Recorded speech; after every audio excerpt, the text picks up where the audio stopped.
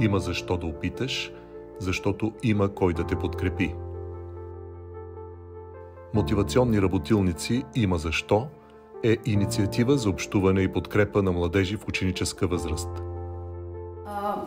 Да започнем, ако искате да дефинираме това, за което говорим. Все едно сме в училище, в университет, винаги започваме с дефиниции. Искате ли, направо го разчупваме, да го обсъдим? Искате ли някой от вас да каже какво за вас е самочувствието? Какво, ако трябва да го дефинираме, какво е самочувствието? Реално просто, в смисъл, примерно за мен това е някаква моя лична оценка на качествата ми, на уменията ми, на това как се чувствам за нещата, които правя и така нататък. За вас същото ли е? Тоест да се разберем за какво говорим в рамките на цялото. Самочувствието е човек как гледа на себе си. Добре, да, точно така. И това да се приема. Добре, да, това е много хубаво. Да се приемаш, каква е виждата ти перспектива. Знам, че ви е неловко, но може би като минат 15 минути ще стане по-приятно. Да, точно така. Всъщност, извадих от един речник дефиниция, ако искате да я прочета. Състояние на духа, настроение, което се определя от мнението за собствените достоинства и собствените възможности. Тоест точно това, което казахме. И на база на това усещане за това какво можем, какви са ни възможностите, ние виждаме как се чувстваме и се приемаме или не се приемаме и се критикуваме. Това, за което искам да направим сега, след като вече си казахме какво е самочувствието, да си помислиме две неща. Първото е, няма нужда да ми го казвате, но просто си го дръжте в главата. Едно нещо, което ви кара много да ви се вдига самочувствието, с което се гордеете, което ви кара да се чувствате много добре, наистина нещо ваше си, което вашата оценка за него е много висока. Може да ми го кажете, може да не ми го казвате.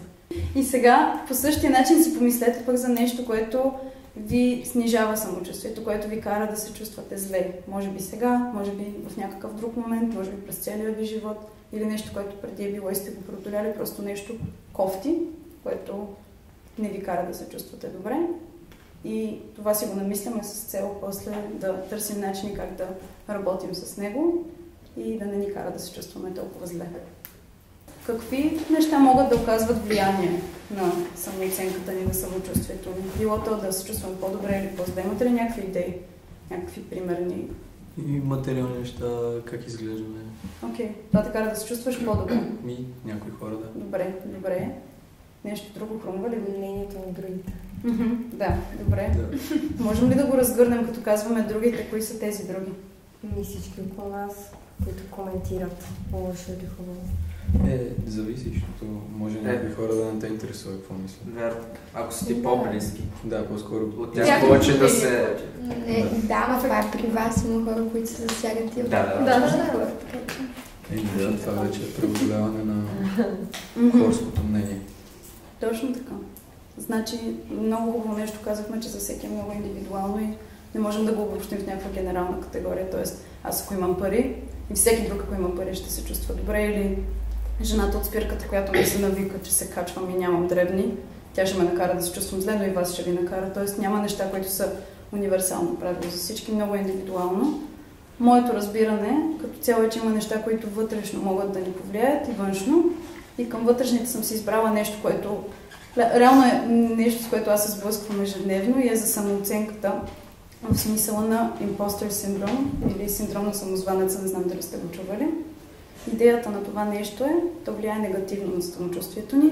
Това е ситуация, в която аз съм постигнала нещо, да кажем, прията съм в Харвард за бакалавър по икономика.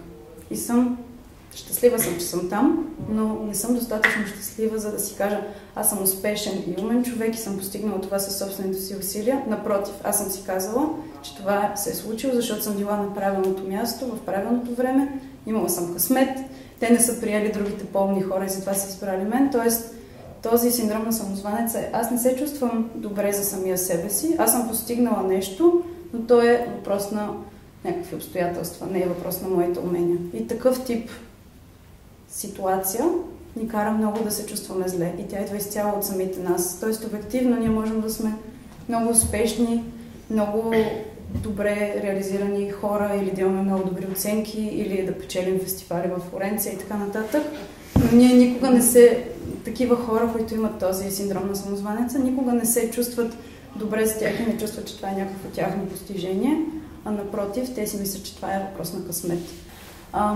Нещо друго, което бих казала като някаква, може би, обобщителна категория, която ни кара да се чувстваме зле и да ни подрива самочувствието, е да имаме много нереалистични очаквания за себе си. Като това може да засегне от нашите умения, възможности до включително външен вид.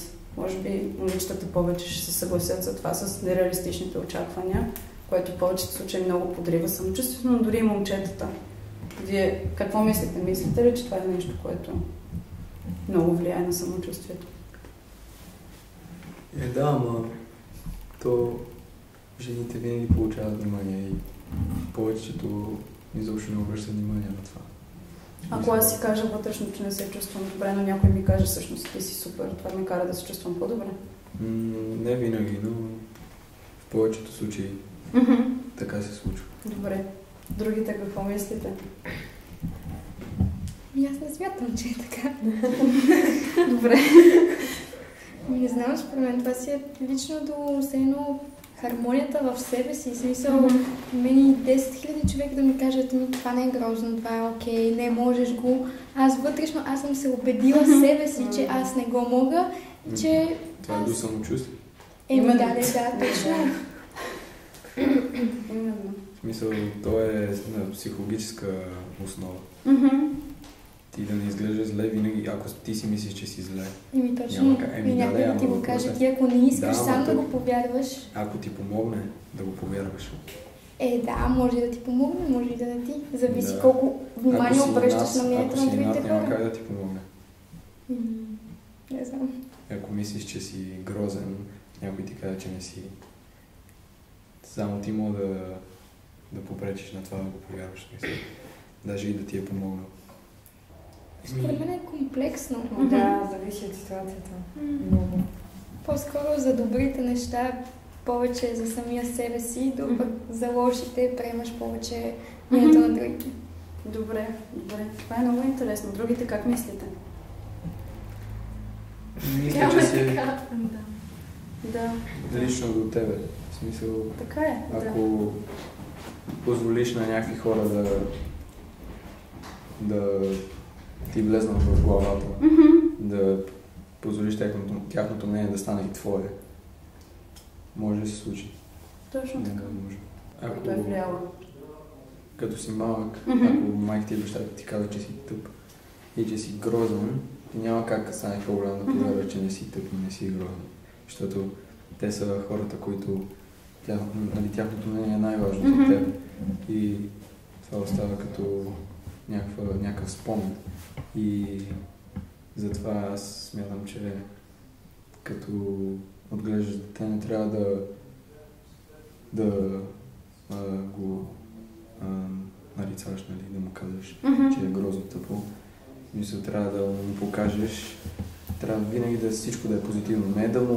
Не да му показваш, че света е лесен и всички ще го харесват, но не и да го обиждаш. Защото така му разваляш гледа за себе си. Много е важно да все пак да имаме някаква лична самооценка и тя да не се влияе чак толкова от външните хора. Трябва да работиш със самия себе си. Да, баланс е, т.е.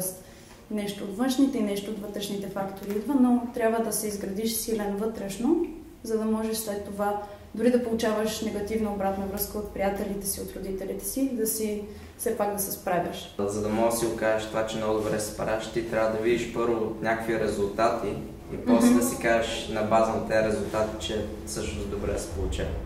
Защото ако си го повтаряш, точно добре така. тренираме или какво си... Точно така. Делюжено. Да. Без да почнеш, няма как да видиш резултати, трябва да почнеш по някое време. Намерих една история, която е на момиче, което има проблеми с самочувствието. Ако искате, мога да ви я прочета и на база това, което сме говорили, да обсъдим някакви примерни съвети, които можем да й дадем. Когато те унижават, мисъл, ти си унизен пред още 27 човека и учителите са на много по-висше ниво от нас в училище. Някои хора все едно се опитват да се докажат повече, като ги смачкат. И все едно после се променят нещата. Много е комплексно, в смисъл всеки човек по различен начин може да преодолее това. Да, Няма правилно решение за друг начин, смисъл, проблема. освен ти да вършиш някакви неща по себе си, в смисъл няма как просто да стоиш, да не правиш нищо, да си продължава да си вярваш в същото нещо и да чакаш да ти идват хора. Има хора, които нямат самоинициатива също. И тя е един от тях. Да. И вие го говорите се едно е супер лесно един ден да станеш. Ма не. Много го искаш. Всичко малки стъпки. Да, точно. Както говорихме, че Добре. лека по лека си го изграждаш.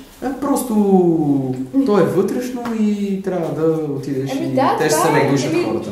Не, честно казано, в един момент ти писва се чувстваш зле. Точно. И просто окей, да го оправя и почваш да мислиш начин, по който да го правиш. Явно, тя каза, че си е намерила някакви приятели. Ама приятелите не решават всичко. Но Тя търси все едно, за да си оправи проблемите, мисля, че само ако си намери приятели, те ще се оправят и тя ще чувства по-добре. Какво трябва да направи? Това е вътрешно нещо.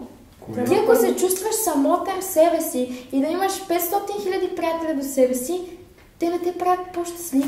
Тя е толкова мачкана, че тя се е изградила такава вътрешна стена. Тя реално не може да допусне до такова ниво хора. Дори да имаш всички приятели на света, ти пак може да се чувстваш супер зле. По същия начин. Защо? Какво така е? Не искам да вътре нещо, това, което се е случило. Какво сам се чувстваш, защото все едно никой не е до тебе. Не знам как ще го обясня, това е самотен. Това е да самотен. Някакви познати, обаче на никой рано никой не се интересува така от теб. Защото ти излизаш тия хора, ти прекарваш време с тях, обаче... Да си намери някой човек, който да е най-добър приятел, с който да си прекарва повече. Получава едно отношение през целия живот, всички тя как ще го допусне този човек до себе си. Защо? Трябва да се говорят нещата. Ако си изговори нещата, с който трябва, примерно, да седне с майка си и баща си да каже това не е окей, не е правилно, че сте се държали така, с учителите да говори. Ще има релив, че си е казала нещата и... Да. Ама вие имате... Което пак е при отделни... Всички имаме някакви комплекси, нали? И представете си, някой да дойде да ви каже вие трябва някакси просто да го преодолеете.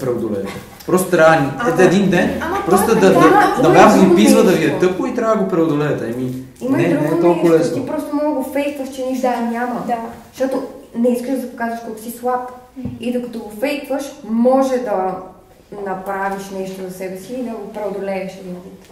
Магически. Реално първата стъпка към това преодоляване е да осъзнаеш какво и да се приемеш, да си кажеш да имам това нещо в себе си. Ама тя се осъзнава, тя казва, те ми казват така и аз се осъзнавам, че реално съм такава.